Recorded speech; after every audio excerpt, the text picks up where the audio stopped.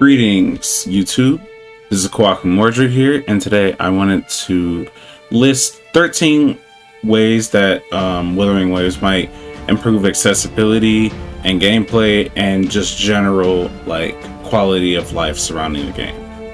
So to start off, the first thing I came up with was allowing players to access a standard trial version of characters that they own, whose stats and levels will match their world level for the overworld for the characters they own. These characters can be used to clear old holograms quickly, while newer ones from the most recent hologram updates will only be accessible to personal characters players have worked on. Trial characters would also mimic the level of unlocked sequence nodes that the player has access to for that character. So, for example, if I have summoned an S6 Changli, the trial character that I have access to will be an S6 Changli, and I can turn the sequence nodes on or off based on what I want activated at a certain time. And this would assist guide makers. This would also encourage players to just go for the new character regardless, so that they can enjoy them in the overworld. Their echoes and stats would be standardized, and I kind of created an example model for this. So basically, so it would work like this. So at soul level 0 or world level, whichever you easily equate to Wuthering Waves, is difficulty increase system in the world. At soul level 0, the maximum or the level of trial characters will be 40. Characters the player owns with green max echoes, and this will be available after Union level 8 or something. So level 40 characters the player owns, and they'll have access to green max echoes and maybe a blue or green weapon. So level 1, the weapon, I haven't really figured that out, so I'm just gonna focus on the echo part. Soul level 1 though, or soul 1 level 50, you get level 50 characters, and they come with max green echoes, and the main one for the main stat is a max blue one. For Soul 2, level 60 characters that you own, all your echoes are now blue, max and blue, and your characters are level 60. At Soul level 3, the trial characters will still be at level 60, and but now the traits are increased up to maximum at the point of being level 60. At soul level 4, you get access to trial characters with level 70 characters with max blue echoes, and then the main stat echo is a purple echo. For 5, level 70 characters with max, you get all your echoes turn purple. For soul 6, level 80 characters get mostly max purple echoes, and their main stat is a golden echo that's maxed out. And then at soul 7, you finally have access to level 90 characters with max golden echoes and minor increase to traits level, not max traits. So the max traits would cap out somewhere around 70 and not go any higher than that. And that would incentivize players to build their own characters, but also provide an avenue of enjoyment for those characters with standardized stats. The only benefit to giving the trial characters higher echoes is just by representing their stats at different levels. So at level 90, they'll have standardized gold echo stats, and that players can very much easily surpass if they want to further improve the build that a character has. This would further create a environment where players don't feel pressured to like speed level or speed farm a character, and they can enjoy the character in the open world space. And obviously these characters wouldn't be available in like fresh or immediate to clear content. Like you wouldn't be able to use trial characters in Tower of Adversity, and because that by doing that, it would eliminate the purpose of like leveling them up in the first place. And the weapon that the character owns won't be any higher than a purple standard weapon that all players have access to, that best fits the character and how they function. The second idea I came up with was to create sliders that affect how characters interact with the world. Things like unlimited grapple, infinite liberation energy, infinite concerto energy, infinite wall run, infinite forte energy, and so on. These would only take effect in the overworld of for the players, allowing them to feel an even higher degree of freedom. And these settings would auto disable upon answering a challenge, or Tower of Adversity, etc., things like that, or simply not take effect during the duration of the challenge. This accessibility suggestion comes from how games used to feel back in the old days when you played a single player games with cheat codes, or like once you like got a character to a certain point, you reach the highest degree of freedom in that game as possible. So that's what inspired me to like include this as an accessibility option, like that increases like the amount of fun you can have in the overworld. It would make it would further incentivize players to clear their dailies faster. They can simply use the stronger, or they can simply use these elements to clear certain minor quests, like daily quests, daily farm goals faster. I'm not sure if I would want these specific features, these accessibility features, available in domains. That's like debatable, but definitely the trial characters mentioned in point 1 would definitely take effect in those domains. And this entire second idea is just to increase general player enjoyment of the overworld and increase higher degrees of freedom, increase player creativity by giving them access to such things, so that no one feels the need to like exploit the game to do unique things. Point 3 is to create enemy sliders that affect the behavior, spawn rate, enemy level of enemies, and adjust them for the sake of fun all the way up to level 500 or even 5,000. Enemies affected by such sliders will not drop echoes or reward materials or experience, but simply be used to customize a single world state of play. And you can even customize the overlord enemies that have holograms to change their behaviors based on the level of the hologram selected. So for example, I spawn one Felian Baringal, level 300, behavior level 3 hologram confirmed. And if this would crash the overworld, a pocket dimension space can be utilized or created, similar to but not larger than the Tower Adversity stage, and open co-op to these features so friends can try different fun stuff together. These sliders should also include a target priority based on what the player desires, such as enemy targets other echoes, enemy targets echoes and players evenly, enemy targets last to damage it in combat, enemy targets no one and is on standby. So there's like a lot of things you can do and work with these sort of features that just make it fun to play, and like you're not just playing it for a goal or waiting for the story. This will help offset the those who make Wuthering Waves their only game.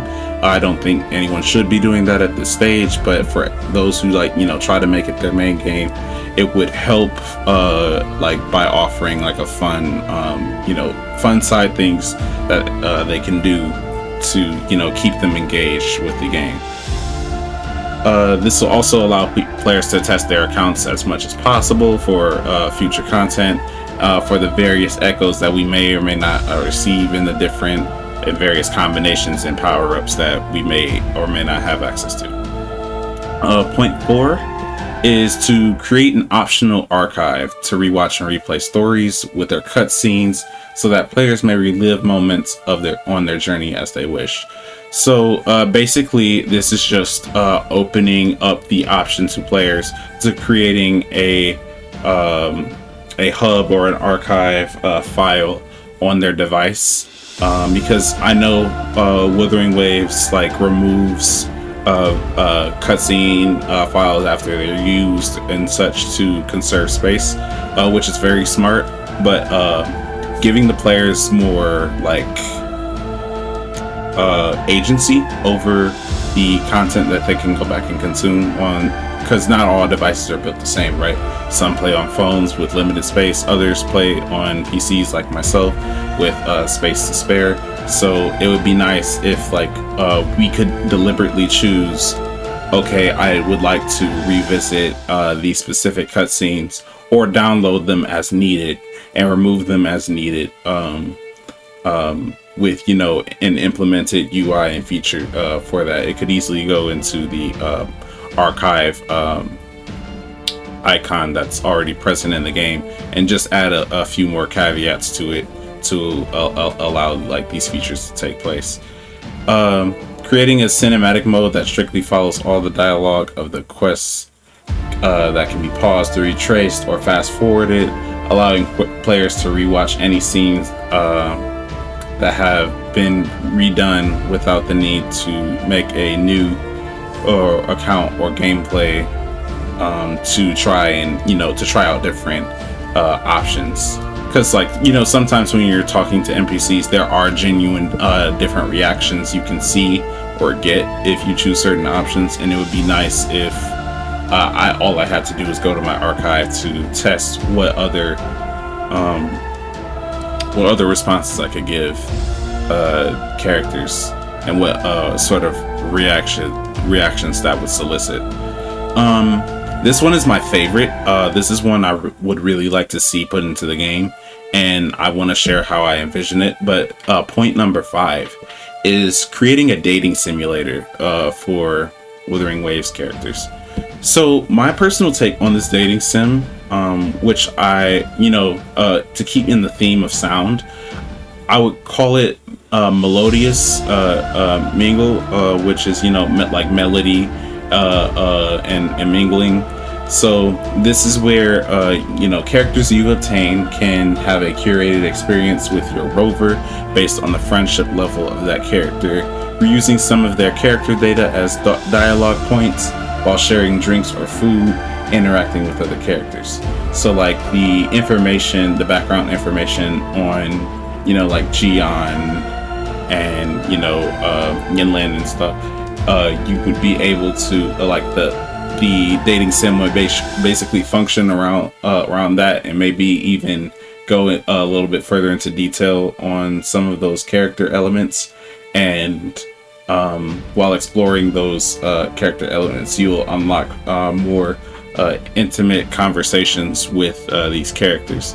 And when a character reaches max friendship level, you unlock a skin for them that shows them in a more relaxed state and in different attire, like when they aren't working. Because personally, I would love to see a Jian in with his hair down, and he's wearing like a casual robe or garb that isn't his general uniform. Each character will either have a favorite cuisine or drink that you have to make to initiate the outing with the character. For example, to invite Baicha over for a casual conversation, you cook her favorite food and select the menu option in your terminal and select her character card. Once you select it, it will read your inventory for the correct item, and that item will be consumed. It will be needed to unlock the next conversational outing, and it'll initiate the interactive cutscene with that character to begin bonding quote unquote bonding, or like initiating the steps of the dating sim based off of the friendship level you have unlocked with that character. Gifting the item will also moderately increase intimacy levels or friendship levels with the character. So it also creates a faster avenue for farming friendship with characters.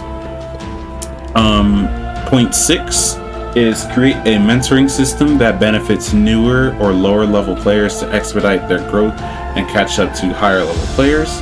The mentor can send them gifts based on the request of the players at a fixed number based on items they choose. For example, Trainee A requests 10 Echo Tuner materials purple, 50k credits, or 10 weapon core upgrades purple. Which out of the requested items, one will be chosen by the sender and can only be received once every daily reset by each mentee. And trainees can have up to 3 mentors, and mentors can have up to 3 trainees. When removing a trainee or mentor, there is a cooldown period of 10 hours before that slot can be filled again. Let's see. And for point 7, a guild and raid system.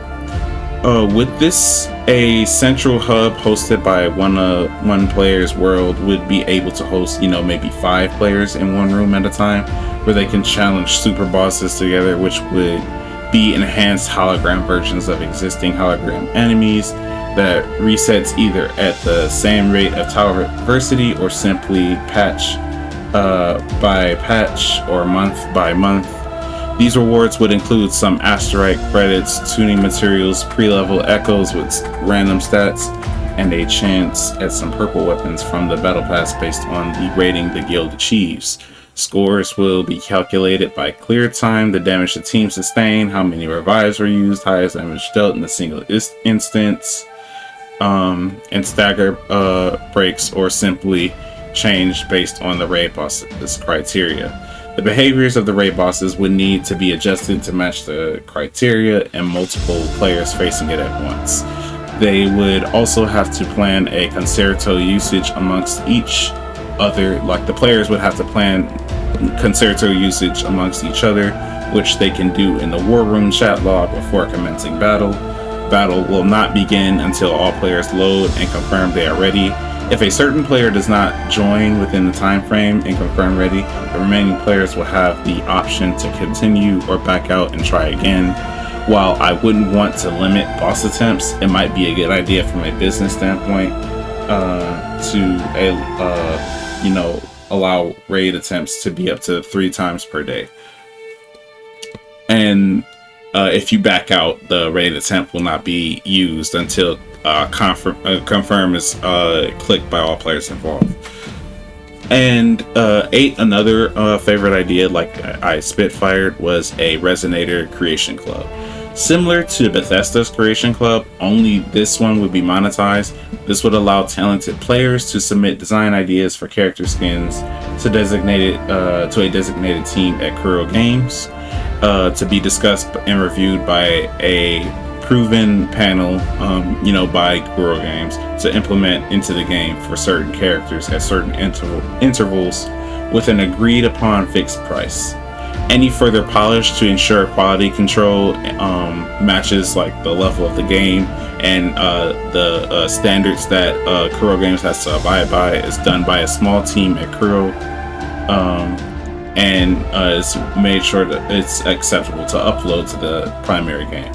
And it would also allow any purchase of such approved skins to earn a portion of revenue by both Kuro Games and the submitter, decreasing the illegal need of using modifications to adjust player experience and allowing works of creativity to flourish and allow profit for both Kuro and players.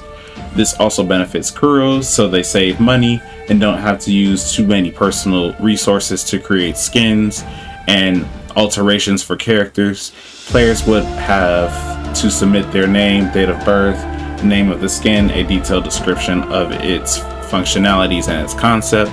the name of the character that it's for, there will be a drop down selection for this. Ideally, if this like were implemented, and there will be an agreement checkbox that the player must accept, which includes the flat rate they'll make per sale if they are approved, and if any inspiration is drawn from their designs but not directly used, they will be given notable credit on the final product with a fair royalty percentage of that skin's sales to both protect Krill from scandals and the player's creativity.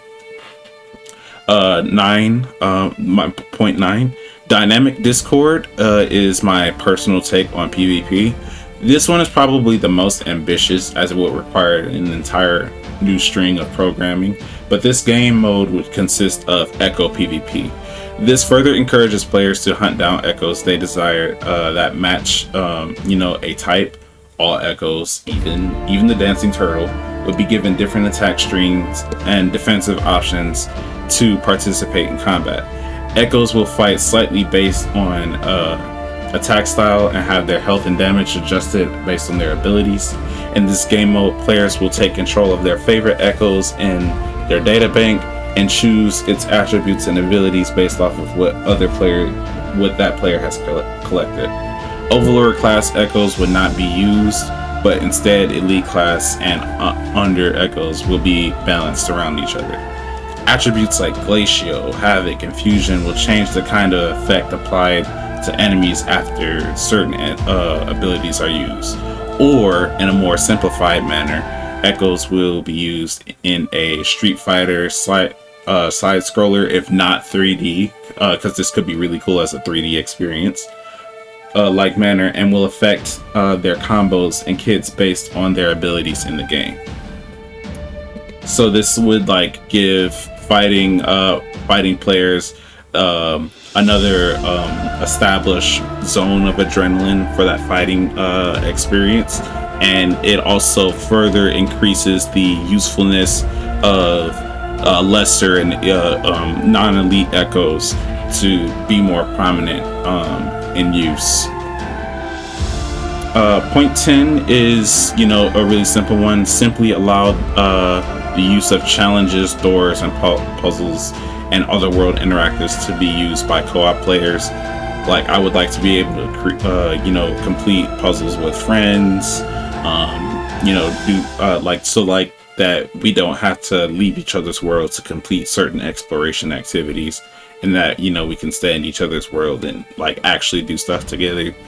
I would also lump like doing main quests with this. Like, I don't see any particular reason why you really couldn't do main story quests in co-op, because realistically the back in Halo 3 days when you did co-op, like you still very much experience the story the same way player 1 did, and a lot of games followed this formula. I don't know why we've dropped it, but essentially we have the technology. It's already been proven that we can have multiple players even in an online experience experience the main story at the player's pace, at the first player's pace. And characters or players who get disconnected while in the middle of the cutscene won't affect player 1. I think there is a way to do that. Point 11 is to allow the trial mode for characters to select characters you own to pair with the character. Essentially, you just get to, instead of being forced to use the trial characters, you will be given the option to use characters you already own to support the trial character, so that you can further test if you want to utilize that character with existing characters you have, and compare them to the trial characters. It just gives you that freedom of, okay, I know for sure I want this person for this reason. Point 12, allow custom UI placement of icons. So I would like just the ability to shift icons around in my menu, move the ones I use the most to the forefront, use the ones I use the least to the back, Just to like add that further customization to the UI, I do think it needs, like, the overall UI needs adjustment still. It's nice, it's functional, but I do think it can be improved. I feel like the UI should also be more involved with the terminal, or more involved with the sound some way. I do believe Curl Games has the creative talent to make that work. And my final point is to allow, players to adjust their world difficulty twice a day to any soul level of their choosing that they have already unlocked. Like, just being able to decrease it by a day or by a single level is not very interesting. And sometimes, like, being able to invite players into your world, like, regardless of, like, because I don't know if soul level affects your ability to join someone else's world, if theirs is, like, higher than yours. But if that is the case, I would like to remove that barrier by allowing players to change the level of the soul level of their world twice a day. I know, like, some of these are, like, radical or, like, really far out there, and there was that one point I made that was incomplete. But generally, I think for the most part, these ideas I came up with are actionable in some way, and I would very much like to see them implemented. I would hope to see some of the comments you guys might have. This comes as a inspiration from, the nice few quality of life updates we got from Curl Games this recent patch, and I greatly appreciate you for sticking to the end, and I hope to see you in future videos. Be sure to like and subscribe. I'd very much appreciate it, and let me know how I can improve. Thank you.